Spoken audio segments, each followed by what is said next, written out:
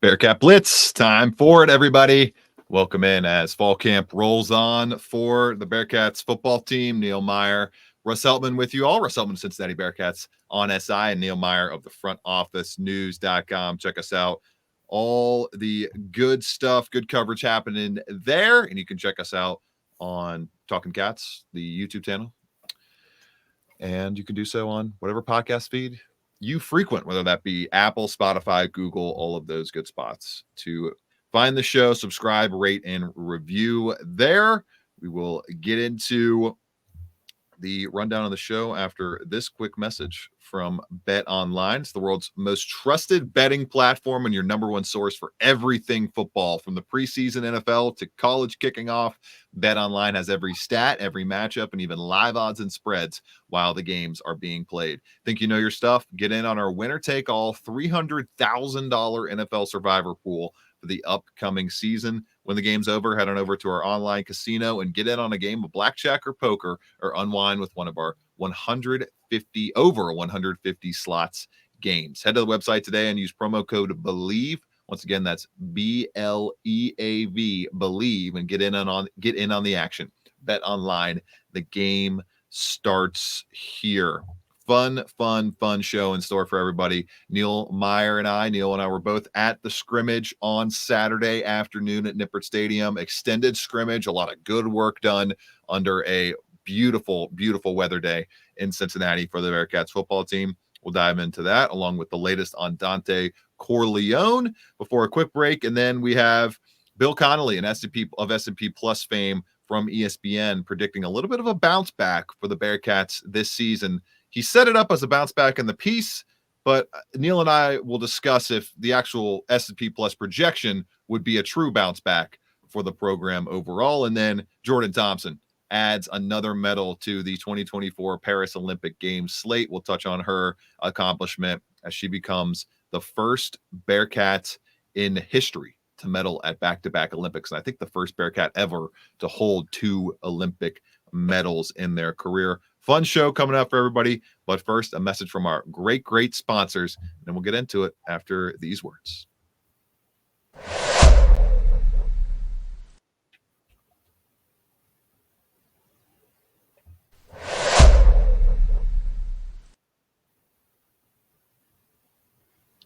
Bearcat Blitz, time for it. Neil, let's get your early thoughts on a full-scale scrimmage for the Bearcats football team as they are kind of getting to the midway point of fall camp. Yeah, overall, Russ, first you got to talk about the scrimmage. I know you and I talked about it while at the scrimmage that was probably the longest practice or scrimmage of Scott Satterfield's tenure here at Cincinnati. They went nearly 3 hours long in their scrimmage. It felt like almost 135 snaps roughly. So it was a great day there at Nippert Stadium, but there's a lot of positive things to take away. And I think first, Russ, the biggest highlight of the day was, man, did Joe Royer have a good coming out party and show people what he is capable of doing at that tight end position. I thought that was the biggest takeaway from the offensive side of the ball. I mean, the first 2 drives, Russ, Brendan Sorsby connects with him for a 60-yard touchdown. Come back down the second drive, he goes with a 50-50 ball for 50 yards down the middle of the field with a big catch through contested traffic. And then he gets another touchdown just 2 plays later. So great 2 big drives for Joe Royer, who finished the day of the scrimmage with 4 touchdowns as well. So that was a great sight to see, obviously knowing what the tight end position last year was kind of a focal point in the offense, but they didn't really get the production that they were looking for. So to see Joe Royer come out and have the day that he had on the offensive side of the ball was fantastic to see. Now, the quarterback battle, Russ, I think you and I have talked about it in the past on the show, that it's still a true battle, in my opinion. Brendan Sorsby's first few drives on Saturday in the scrimmage looked really impressive, but Brady Lenberg is not shying away from this battle. And it's clear to see. And I mean, I think he had arguably the throw of the day Saturday scrimmage where he dropped it in an absolute bucket to Aaron Turner down the sideline, close to the back pylon. And that's been a throw we've seen him connect on all fall camp so far. So overall, the quarterback battle is still shaping up. We don't have a definite answer from Scott Satterfield on who that starter may be heading into Towson on August 31st. So it's going to be interesting to see on that aspect. But then you turn it over to the defensive side of the ball, Russ, and I think everyone talks about the linebackers and guys like Jared Bartlett, Jack Dingle, Jonathan Thompson. That's going to be a key focal point for this Cincinnati defense. But the biggest aspect was, Russ, the defense looked shaky the first few drives, and they really did. And then the way they finished and they responded there to finish the scrimmage, I mean, it was fantastic to see how they finished responded. I thought Mekhi Miller looked really well there at the star position. I thought Jordan Young has continued to take that next step into his progression heading into his senior season. So overall, there's a lot of players that are standing out on the defensive aspect. The 3-3-5 look, you can kind of see people are starting to get comfortable with it. So overall, it's an interesting sight to see, and there's a lot of positives to take away. You heard a lot of people getting comfortable with the defensive scheme and all that, but overall, some big takeaways. Jared Bartlett's performance, I think he's going to have a opportunity to where he can really carve his role into Tyson Vite's defense to where he could be able to take his game to the next level. The linebacker room in itself. But, Russ, we have to talk about the defensive line as well. Obviously, banged up with Dante Corleone still out. And then you see Micah Coleman go out with an injury as well. But on Saturday, Jalen Hunt's a little bit banged up. They're playing a couple other guys there. Marquez Parker saw a lot of reps there, the true freshman. So overall, they're playing a lot of depth pieces there at that defensive line position. And Scott Satterfield said prior or after the scrimmage that they would have an update on Jalen Hunt more this week, but didn't have a definite update. But overall, still something to monitor there on the defensive line front as well. Cam Rutherford, he's been kind of away from practices due to a thing that we're not going to get into on the show right now, but it's not been released publicly why he has not been at practice in terms of on the field and stuff like that. That defensive line, Neil, it's taken some hits. It's definitely taken some hits, and it's looking like, at least for the non-conference slate of things, they might be having to rely on some of those younger guys to be able to make an impact. A Kamari Burns, like you said, Marquez Parker, stuff like that, to be able to kind of shore up the depth there, unless they can get Dante Corleone back fully, which we'll stick on the defensive side of the ball here before we flip to the quarterbacks and what Joe Royer did on offense on Saturday.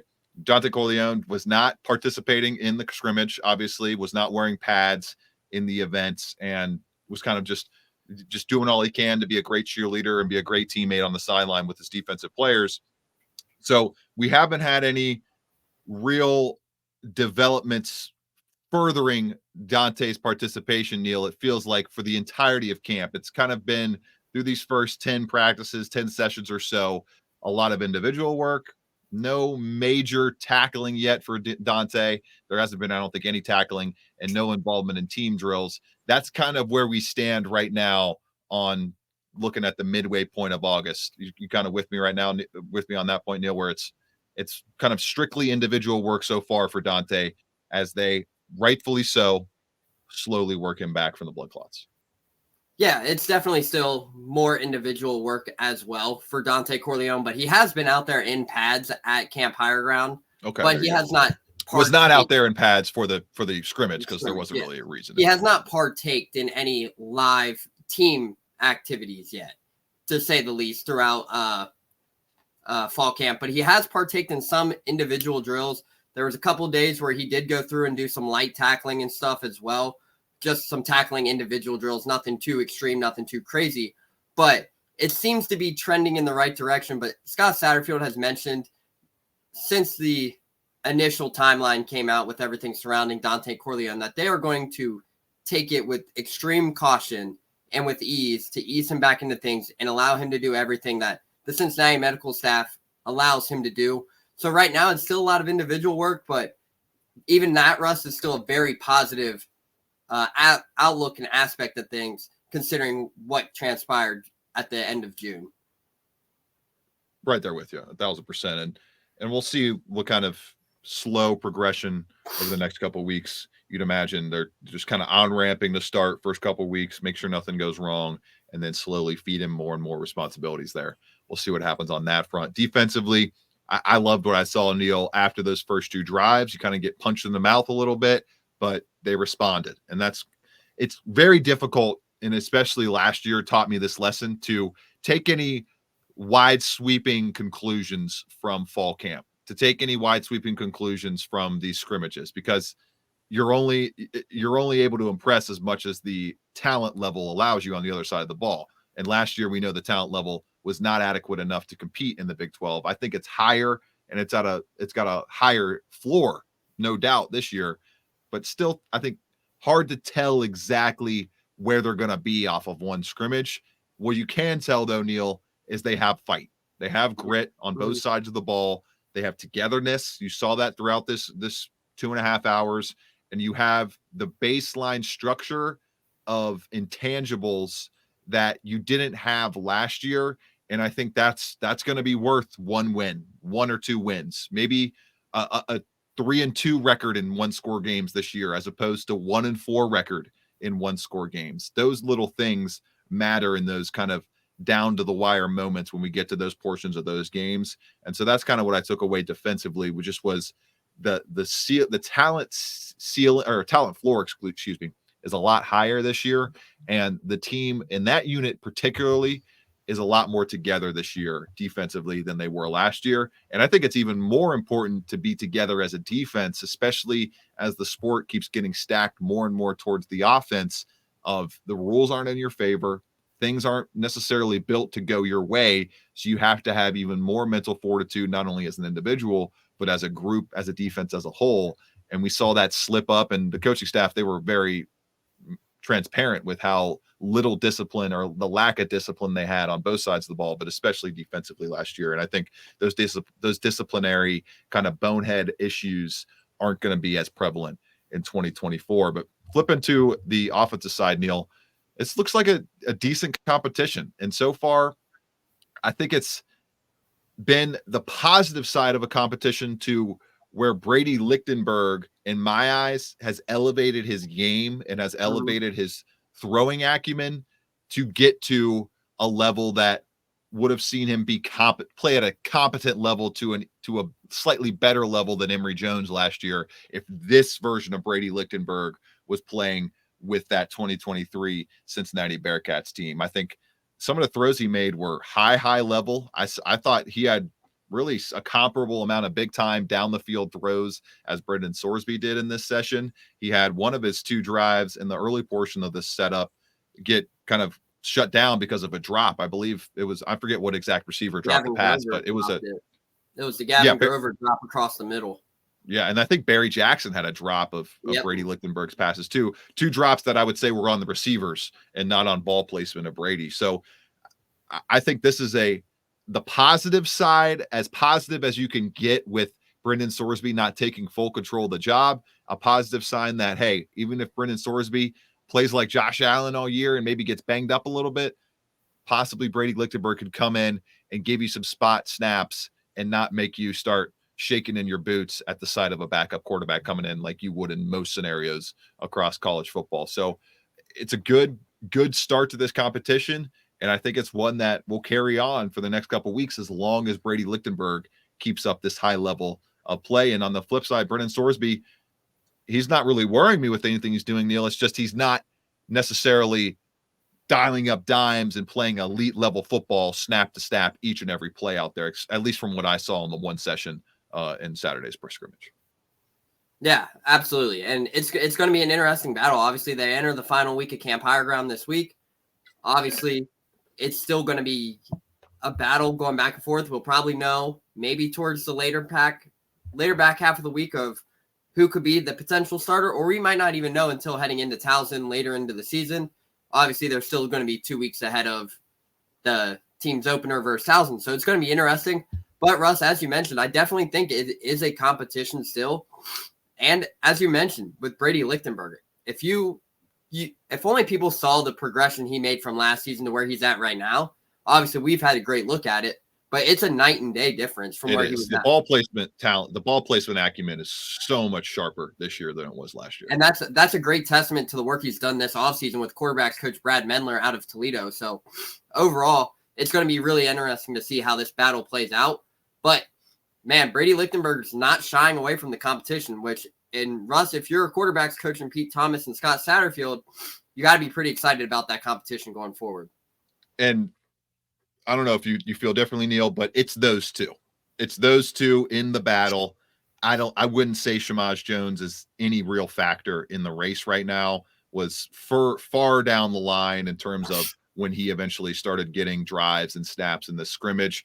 To me, I think it was what the first 5 or 6, maybe 7 or 8 drives went to Brady Lenberg and Brendan Sorsby. And then they started getting Samaj Jones, Jacob Hoying, I think Will Coker as well, getting them some snaps at the back end of the scrimmage. But to me, I think it's going to be 2025 and beyond for the Samaj Jones era in terms of the time when he's going to actually start getting a real strong opportunity. And that's to be expected. He's a young guy coming in, doing all the right things, but still a freshman. He would have had to really wow and be far ahead of the projected timeline for him to be a factor in this race. What do you with me there, Neil? It doesn't seem like Samaj I'm is a real 100% there with you. And even Coach Pete Thomas kind of realized and had said that there's still some things they're trying to work on with Samaj Jones. Obviously, in the short intermediate game, they know the arm strength that he has had.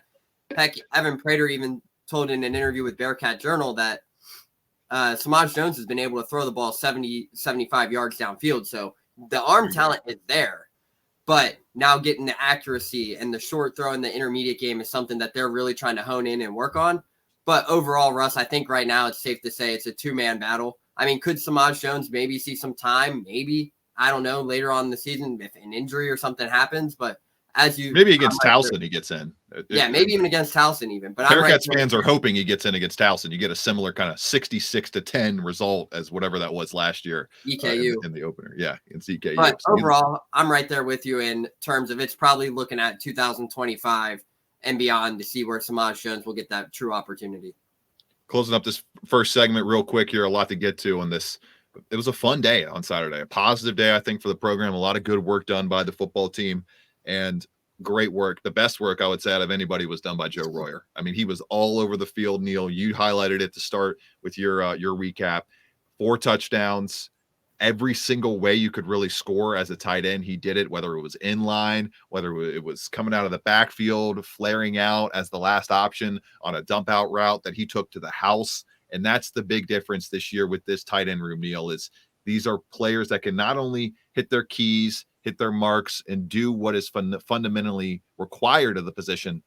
They can take balls to the house from 30, 40, 50 yards, especially Joe Royer. Like, I mean, Neil, that touchdown throw, I believe it was it from, I think it was from Sorsby. It was from Sorsby, yep. Yeah, the touchdown pass over the top, down the middle seam ball that Joe Royer, I think he might have had a linebacker matched up on him or a safety. It was one of those two. He had a safety in coverage. Yeah. He's going to have that size advantage or speed advantage all season long in the middle of the field. It's just going to be about whether or not guys like Sorsby or Lichtenberg can get it to him. We touched on last week, Neil, how great Sorsby was at the deep passing last year down the middle of the field. We got a taste of it with a beautiful touchdown to Joe Royer. It was like almost 55, 60 yards, something like that. What did we talk about last week? You don't need the red zone if you can score for 55, 40, 30, 45 yards out more often. And Joe Royer can be one of those options. And he talked about, I asked him about that after the scrimmage, just what do you think? Do you think you can be that type of option for Scott Satterfield calling plays this year? And he was put on a little smile and was being humble and stuff. But go check out all the interviews with Joe Royer and everybody after the scrimmage on Talking Cats with Russ Heltman. But we're gonna take a quick break here. One more thing on that topic too, Russ. One more thing on that topic, that Joe Royer is an absolute freak. I mean, you look at the way he's built. He's a massive target. He's 6'5", 255, and I mean, he doesn't even look 255. He looks nothing but lean. Yeah, he carries it well. Carries it real well. He's going to play a big role in the passing game. So to see that happen, that's really a great sign for Cincinnati. Scott Satterfield said they want to get the tight ends involved, and they wasted no time in doing that on Saturday as well. Quick time out here, and then some more news and notes to get to, including another Olympic medalist in the Bearcats realm, right here on Bearcat Blitz.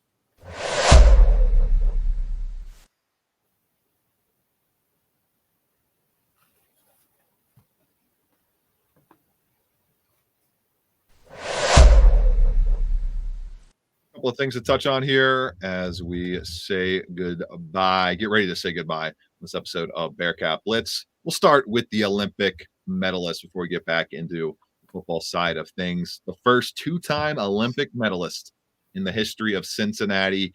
The Bearcats have another one, and Jordan Thompson got the silver medal, Neil, with USA women's volleyball. They fell, I believe, in straight sets, unfortunately, to Italy. We talked about them being an underdog. They weren't expected to win the medal. They weren't it wasn't like a blown opportunity or anything. They just couldn't quite get it done at the end.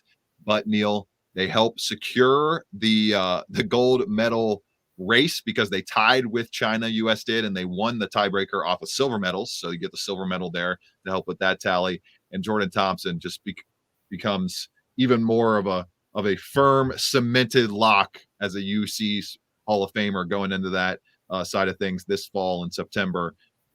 They get the job done. It was really, really cool to see her become the first UC representative in Olympic history to win 2 medals at any set of games. Very good stuff from Jordan Thompson.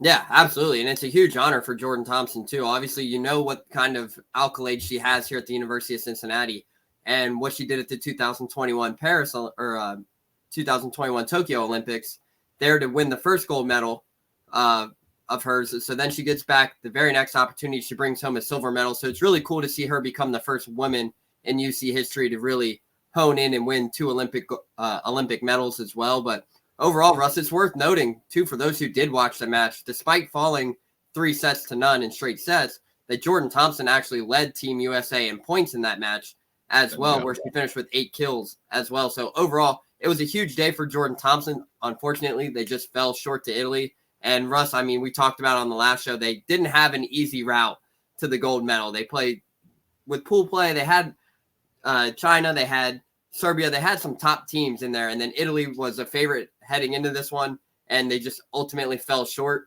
there on Sunday, bright and early at 7 a.m. So overall, it was still a great day to see Jordan Thompson win silver for their Team USA. And it's worth noting that Cincinnati volleyball coaches Molly Alvey and Phil White were also in Paris to watch the former Cincinnati star as well.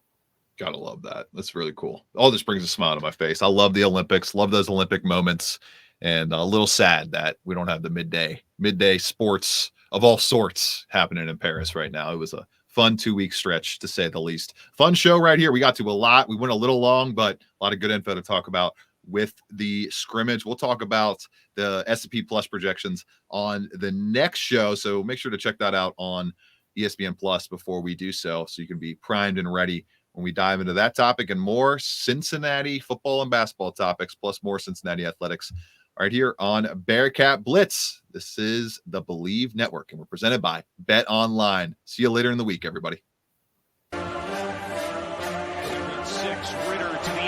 Looking for Pierce. Did he hang on? Yes. Touchdown. Back as I've been around. Here he goes again. Busts free. Jerome Ford down the sideline. Foot race. House call. Touchdown. 79 yards. Big one in the Peach Bowl. This is a big one too.